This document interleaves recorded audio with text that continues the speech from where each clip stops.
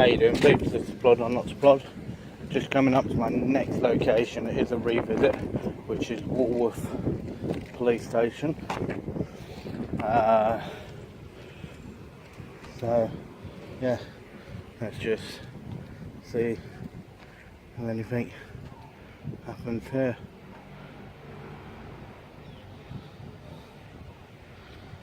And how things go. So you can see having a good chill day. So he just got off of the car and he's sitting on the bonnet.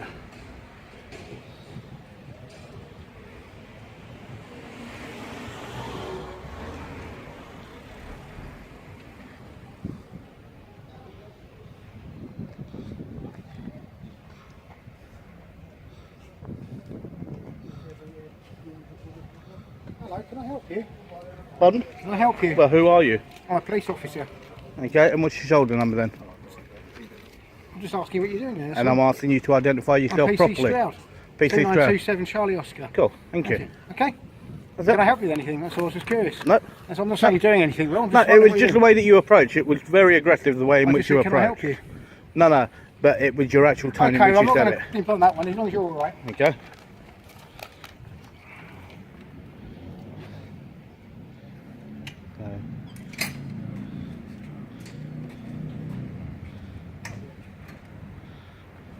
The video opens with a deceptively calm setup that quietly lays the groundwork for everything that follows. The auditor arrives at Woolwich Police Station and immediately frames this as a deliberate revisit rather than a random stop, signaling intent without confrontation. His tone is relaxed, almost casual, describing the day as chill while positioning himself openly near the station, even sitting on the bonnet of a car in full view. This calmness is crucial. It disarms a viewer while simultaneously daring authority to react. Nothing unlawful is happening. Nothing provocative is said, yet the setting alone carries weight. A police station represents power and control, and filming it calmly challenges that power without raising a voice. The lack of tension in these opening moments doesn't signal safety. It creates anticipation. The viewer senses that the silence won't last, that attention will be drawn, and that once it is, the atmosphere will change rapidly. This intro hooks not through action, but through restraint, setting a trap that authority is about to walk into.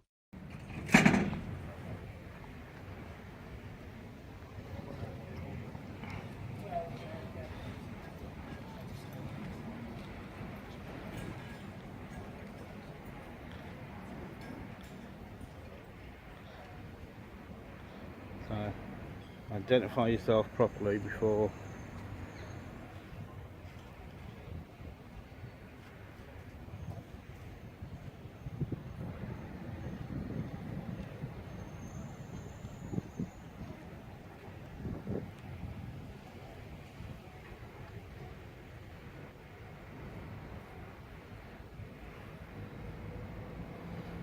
Looks like he's having a relaxing day, sitting on the bonnet.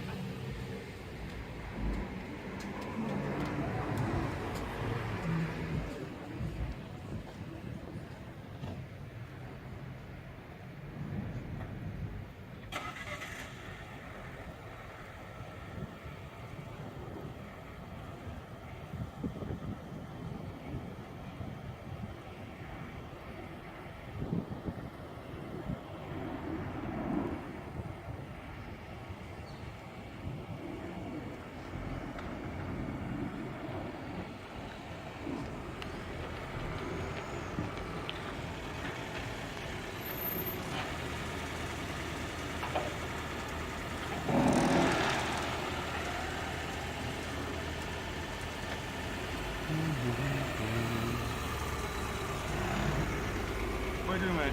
Well, who are you? Who am I? Yeah. Why? Who are you? Well, you asked me who am I? No, I said what are you doing? Okay, What are and you I'm doing? asking you who you are. Okay, just remember, okay, I'll be reporting you. Your engine's running. Yeah. Okay, you get your phone in your hand. Yeah. Okay. Okay. And I will be requesting a copy of that as well. Okay, cool. So what Yeah? are you doing? What Well, are you doing? who are you? What are you doing? Are you an officer? Do I look like an officer? Well, I don't know. That's what I'm asking you. I don't know. Okay, so if I've asked you now and Yeah. it comes out that you are an officer, What's gonna then you happen? refuse to identify and you will be retrained for that. Okay? And Retrained? what I will say, if you're not going to identify yourself properly, the road's there, ta-ta. Okay, goodbye. But who are you? Goodbye. Who are you? Goodbye. You know what? Goodbye. Stop No, doing- don't point at me. Stop doing Don't point at drugs. me. Stop doing drugs, yeah? Okay, yeah, Stop I know doing you're drugs. doing drugs, mate. Stop doing Well, stop drugs, yeah? touching kids then. Stop doing Yeah, drugs. stop touching kids. Look at his reg, guys. Okay, just be very careful of him. The first real confrontation erupts suddenly, and when it does, the dynamic shifts instantly. An officer approaches and is asked a simple, direct question to identify themselves properly. Instead of compliance, the officer responds with deflection and irritation, turning the exchange into a power struggle almost immediately.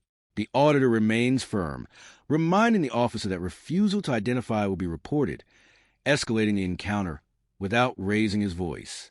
This is where authority begins to crack, not because of aggression, but because of scrutiny. The officer appears uncomfortable, resistant, and increasingly hostile, eventually choosing to disengage rather than comply. That decision becomes a defining moment of the segment. Walking away isn't neutral. It reads as avoidance.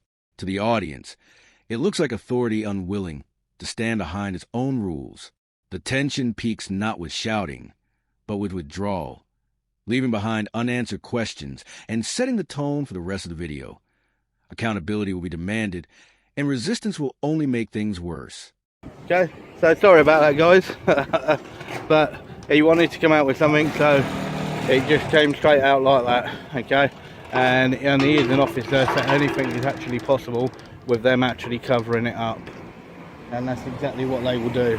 And we know that they cover every single little thing up that they can. So, and if he fails to identify, then yes, he will be reported. It's that simple. So, and that's exactly how it works. So, that's exactly how it works. Excuse me, what are you filming? Well, who are you? I'm asking you what you're filming. And I'm asking you who you are. I'm not going to tell you. But if you're an officer and you're refusing to identify, well then what I would say then is bye-bye. I'm on your camera, so I've got the Okay, right to ask bye-bye. you what you're filming. No, you don't have any right. You don't have any right.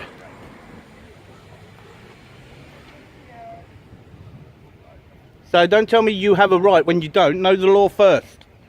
Yeah? Get into the right job first. Absolute joker.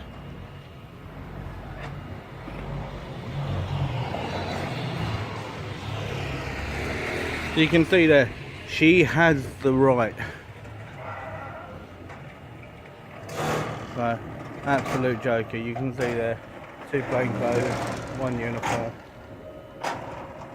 With the officer gone, the confrontation doesn't end. It evolves into a narrative battle.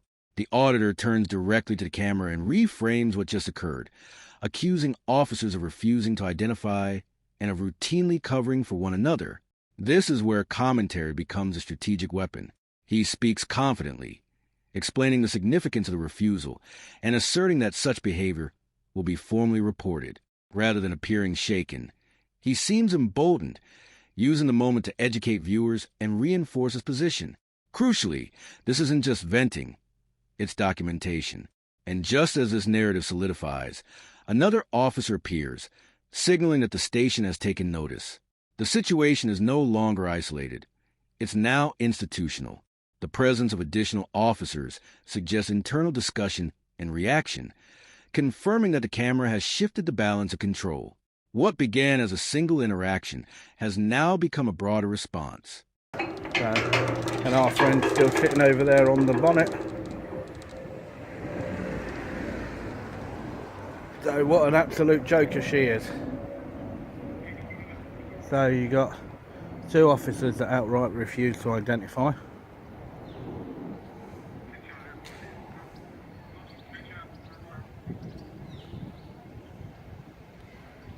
So 2 completely outright refusing to identify.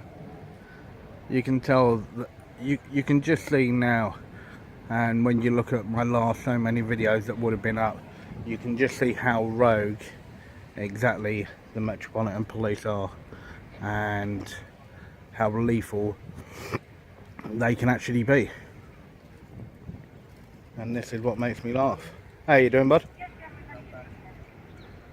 Okay, so the first nice one has actually come over and actually asked and spoken. So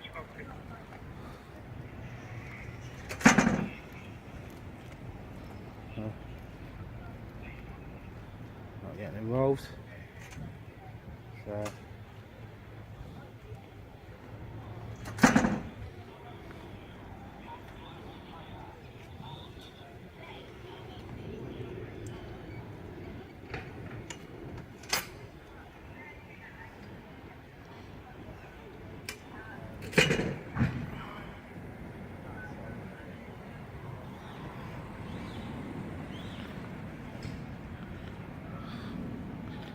but this is the great Metropolitan Police and our current policing. So you can see there, he actually had his actual ID on round his neck when he walked up to the gate. As he came out the gate, he took it off. As soon as he'd gone back in, straight back on. This segment trades overt confrontation for quiet, unsettling observation. Multiple officers appear, including plainclothes personnel, and the atmosphere grows noticeably heavier. The auditor points out subtle but telling details.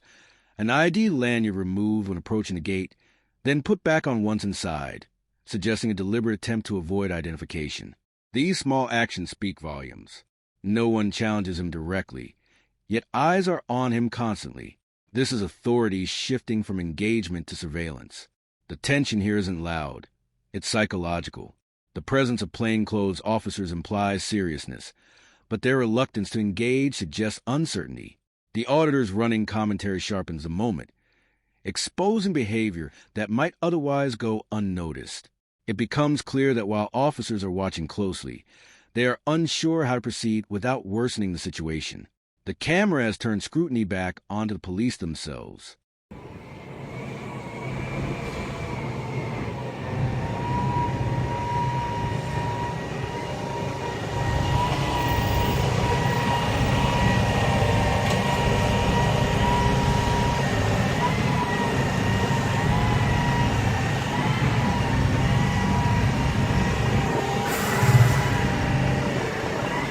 Sorry guys, the noise you get in is directly from that wagon just turning around. So I do apologise for that, guys.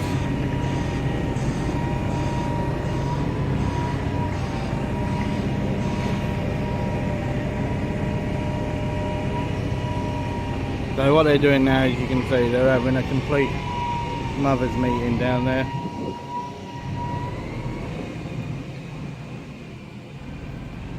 And you've still got this one here walking back and forth.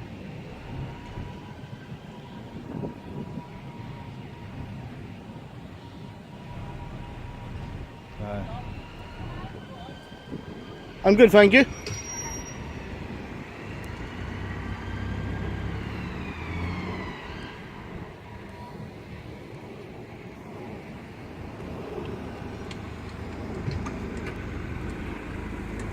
BL70 BBU unmarked police vehicle, so you can tell that they're working hard. So in the way that they are, they're so proud of their job. That's why they all cover their faces. Yeah.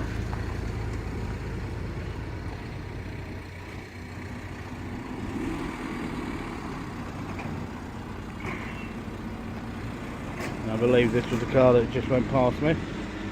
Yeah. Nothing explosive happens in this section, yet it carries some of the heaviest tension in the video. Police vehicles move, officers gather, and quiet meetings take place within view of the camera. This is pressure being applied indirectly, an unspoken message that the filmer is being monitored. The auditor responds by doing the opposite, retreating. He calmly documents everything, noting movements, behavior, and vehicle details. By doing so, he neutralizes the intimidation. Surveillance becomes mutual. The silence in the segment is deliberate and uncomfortable, giving viewers the sense that decisions are being made behind closed doors. The lack of confrontation doesn't reduce the stakes. It heightens them. Something is coming, and both sides know it. Yeah, making a very wide swing.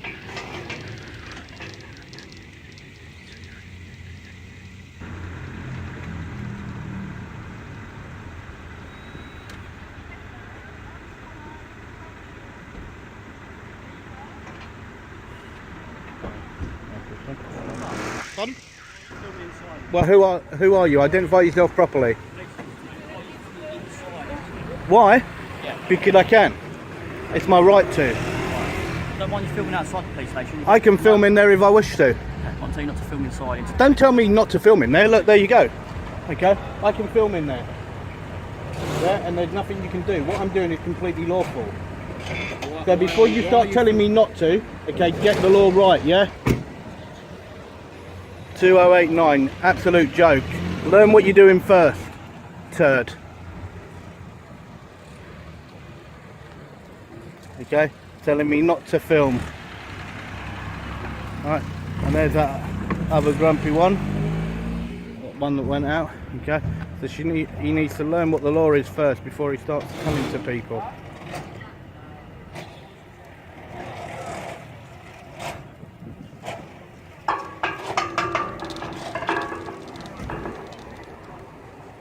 So,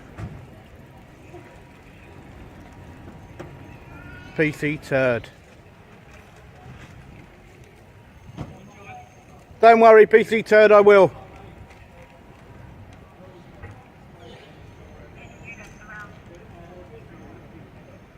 So, absolute joker.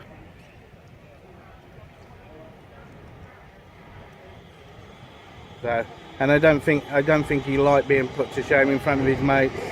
Can you see how quick he walked all the way through them?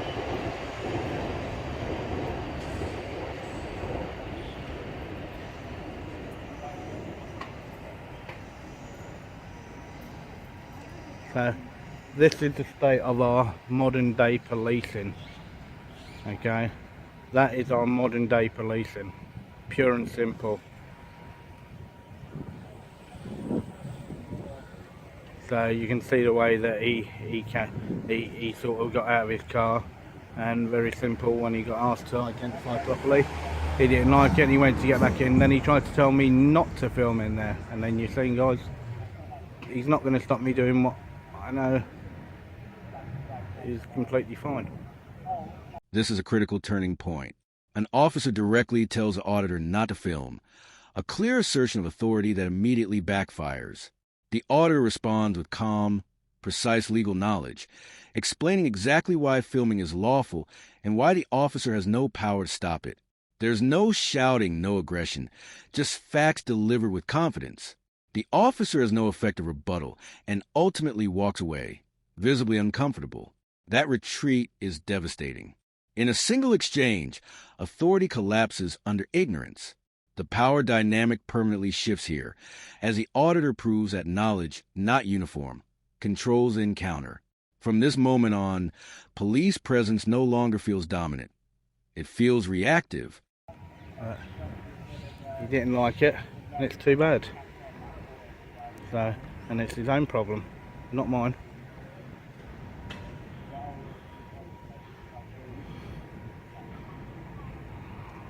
So, it's completely his own problem, and it's just life he's got to deal with.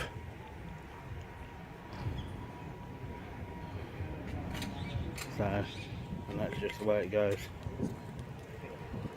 So, yeah, I'll have another look. Yeah. There we go. So, look. Oh look, you're filming. You're filming.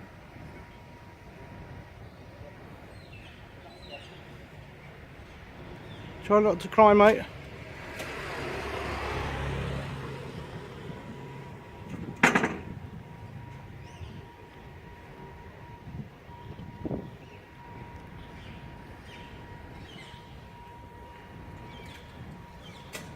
Try not to cry, he's filming. Don't cry.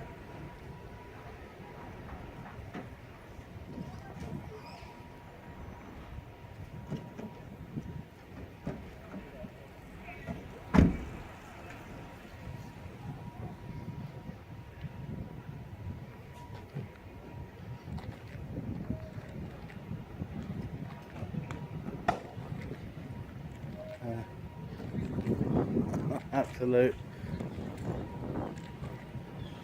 That's right. And this was the guy here that didn't like it because I was filming. So,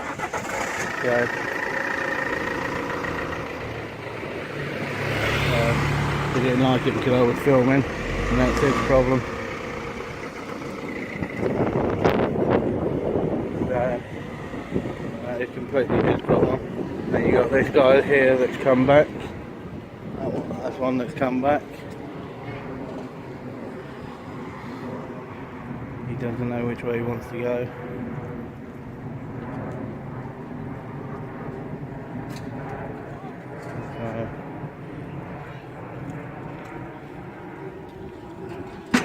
What, you look shot, love?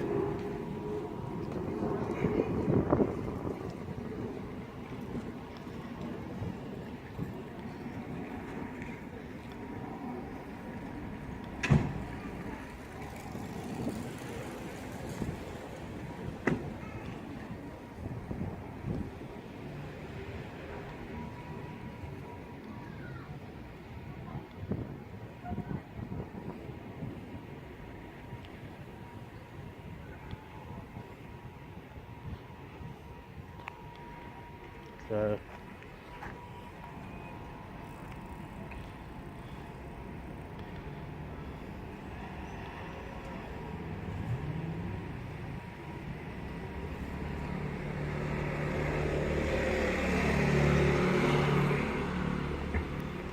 they got a lot of 19s.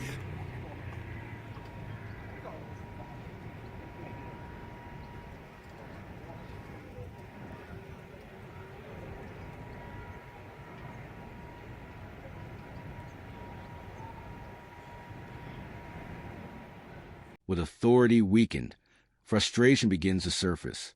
Officers appear, hesitate, retreat, and return again, seemingly unsure how to regain control without escalating the situation further. The auditor mocks the indecision, narrating their movements and reactions with cutting sarcasm. This segment becomes a study in ego under pressure. There's no formal confrontation, but the tension remains constant. The officer's body language suggests discomfort, while the auditor appears completely at ease, controlling the narrative and the pace. This sustained exposure is more damaging than any argument. It highlights uncertainty and lack of confidence in real time. The psychological balance has tipped, and it shows. Modern day policing.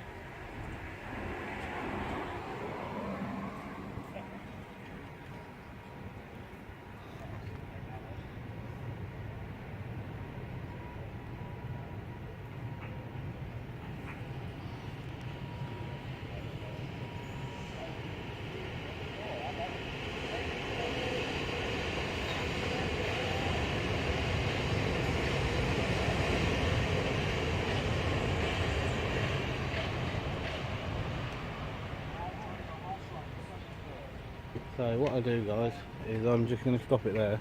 If anything else does happen, I'll jump it back on. Alright, if not, be good peeps.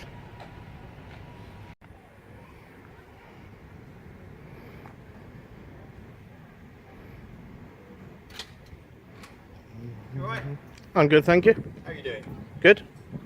It's an exciting backyard.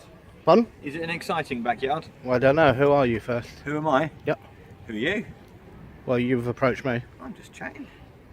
You're filming the back of a police station. Okay. Yeah, and? Strange. It just seems a little strange. Does it really? Yeah, it's not very exciting. Not much going on there, is there? Well, who is that strange to then? Well, it's strange to me. And who are you then? I'm Detective Inspector Pender, Metropolitan Police. Okay, and your shoulder number? Who are you? Don't have a shoulder number, so I'm an inspector. Okay, your actual warrant card number. Don't need to give you my warrant number. I'm Detective Okay. Inspector Pender. And what station are you attached This to? one, obviously. This one. Come out Okay. of it. Well, no, it doesn't mean that you are attached to That, this that one. is true, actually. Anyway, what's going on, buddy? Not a lot. Nothing. Okay. So why are you filming in the backyard? I don't need to give a reason for that. But I just need to make sure that it's not for terrorism. You understand that, okay? So, do you presume I'm a terrorist? No. Okay. So But you- why but you even may be. so why even bring that up? Because it's possible. I have to assess if you're a threat. If you're Okay. not, I'm So- on my way. It doesn't matter. So I could I'm say that talking you're to a you. police officer, okay? And if we go by current things that have happened, okay, I can say that you're a rapist, a murderer. Okay, so that's one person. And how many police Well, no, officers are that's there more in than the one UK? person that have actually done that. The rape and the Okay, murder. the member of the public has got more chance of actually being hurt by a member of the actual Metropolitan Police than what the So Metropolitan anyway, Police does. my job here is to assess whether I think you're a terrorist threat or just mental health or just a normal person. Mental health. whatever. What made Well, you go down that line? What made it's you one go of the down that line? possibilities. It's one of the possibilities. And What made you go actually, down that line? I don't see that. So, are you a doctor? No. Okay, so you got no right to even try and make a medical assessment. As a police officer, I have the right to No, you section don't. a person under Yeah? the Mental Yeah? Health Act. And what's if that I then? feel that there is an imminent risk to them or to others, and that is one of the assessments You're an I have to make. absolute joker. I am. You're an very much absolute so, joker. Very much so. But no, You you're quite seriously are. You're a joker. Okay, I think that's got to be a first for me. right. What is? Okay, somebody coming up with a mental health act like that. Okay, well, make sure if you're going to try and quote a law, okay, that you actually say what the law is. Don't just give me a number. Okay.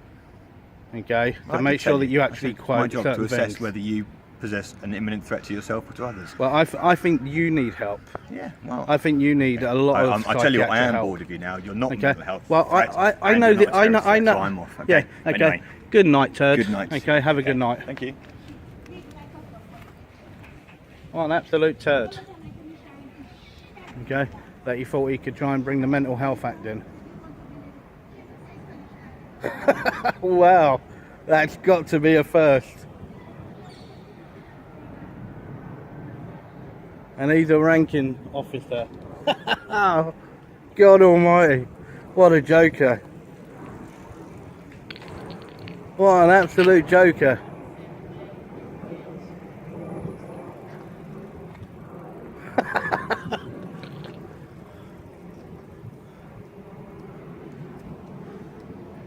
Every time I say I'm off, I seem to be getting somebody like that.